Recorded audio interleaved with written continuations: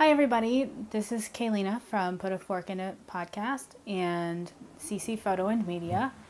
I'm here for my second weekly update of Making Healthy Great Again to just give you a little bit of an insight into what's been going on for me this week relating to health and maintaining and meeting health goals and creating healthy habits.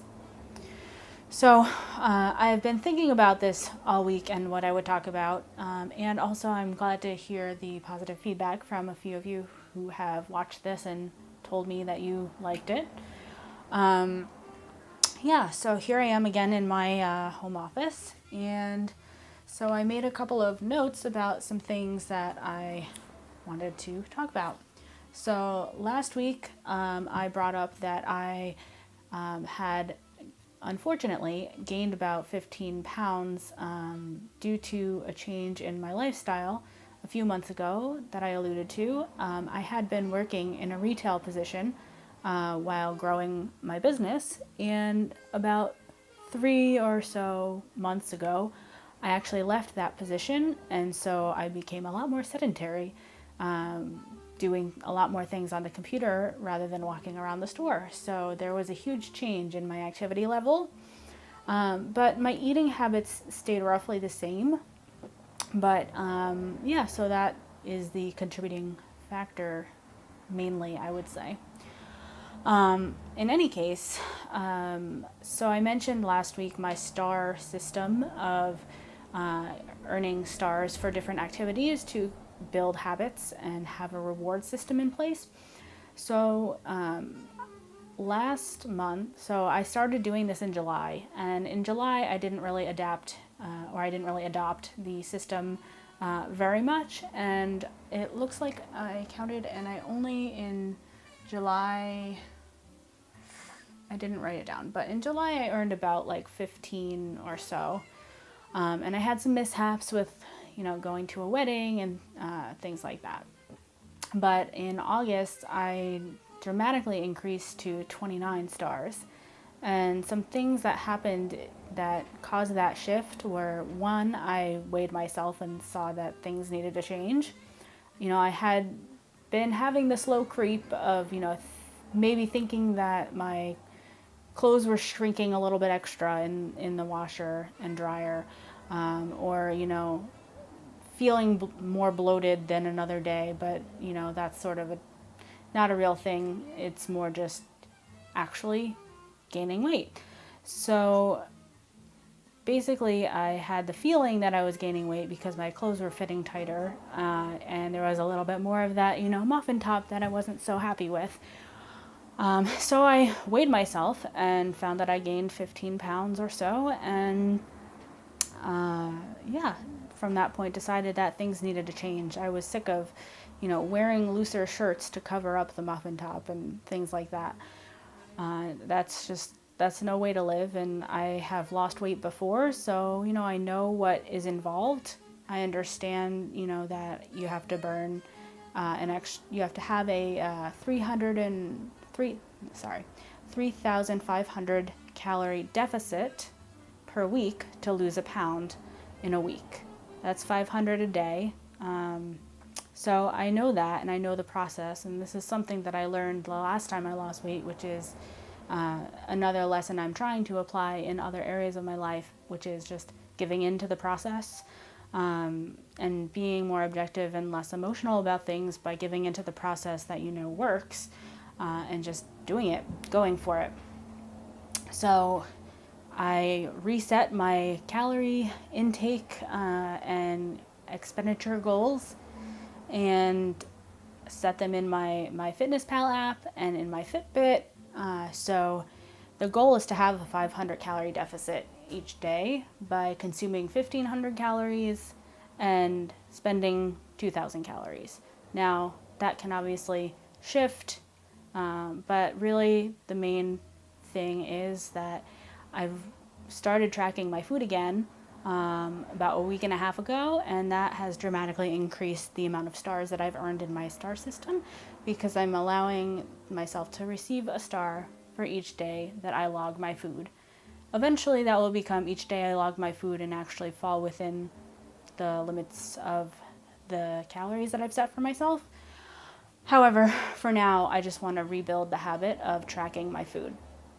Then I have been doing it for about 10 to 12 days now and have seen that my average is somewhere around 1,700 calories taken in.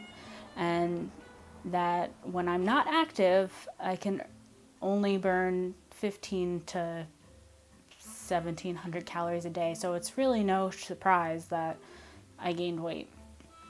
In any case,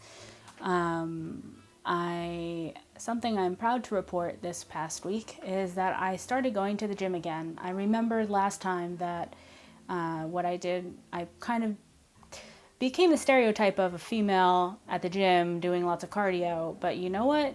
It worked, and so no shame. So basically I am becoming the elliptical queen again, but this time I'm going to incorporate other things as well. Some of my dance classes will be starting again, and doing the elliptical with different resistance amounts, and excuse me, and doing the things like walking the dog, a 2-mile loop around the neighborhood, different things like that, just to shake it up a bit. But the real purpose is to do something that is going to raise my heart rate, and for a little bit of a sustained period, at least 20 minutes to 40 minutes or so. So I'm happy to report that I actually within the last week have gone to the gym and done the elliptical 3 or 4 times depending on how you count the week.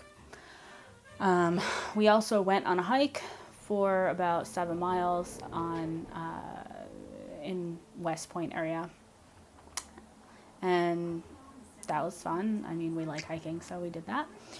So yeah, but I had a little bit of a setback in the beginning of the week because I did trip and fall on the hike and twist my ankle. So that was a few days that I just couldn't bear going to the gym or whatever because didn't want to hurt it further, but it seems to be fine now. So, and then something that I'm trying to do, I know the benefits of meditation, and I would like to receive some of those benefits because we lived in a overly stressed out culture. I run my own business, and just there's lots going on. So I'm trying to find a way to include meditation in my day on a daily basis, or at least Monday through Friday. So I came up with an idea that I'll set the silent alarm on my Fitbit to go off at 3 times during the day, once in the morning, once in the afternoon, and once in the evening. And that hopefully will lead me to become more present and maybe do a few minute meditation at each of those times. So I started doing this last week. However, basically every time it goes off. So this is one of the things that I'm not proud of, that I'm admitting about. So basically every time it's gone off, I've just ignored it and pressed the button to make it go away. So I think how I'm going to adapt this is, instead of expecting myself to just stop what I'm doing and do 3 to 5 minute meditation, I'll just start with, when it goes off, reminding myself to check in and be aware, and then, add in some breathing to that over time. So maybe the beginning is just awareness, come back to center for a second, and then go back to whatever I'm doing. And then I can build up to, doing 3 or 5 deep breaths or something. And then maybe build on that eventually to be a 2 to 3 minute meditation or something that I'm prepared for, and I go and I know what time it is and it's time, and then I do it, and then I go back to reality. But anyway, so I'm hoping to increase that awareness that comes from doing the meditation and presence and everything, so that I can be less stressed out and be more productive and effective and aware, basically. So yeah, that's where things are at for this week. I hope you enjoyed this video, and Let me know if you have any feedback on these videos, the podcast, or any of that stuff that we're putting out there. You can support me on Patreon. Go on patreon.com/putaforkinit, or you can check out any of my work at ccphotoandmedia.com, putaforkinitpodcast.com, or KaylenaCahill.com. And, one last thing. If you are local and you're interested in the photography work that I do, I will be participating in a Raw Artist Showcase in October 24th in New York City.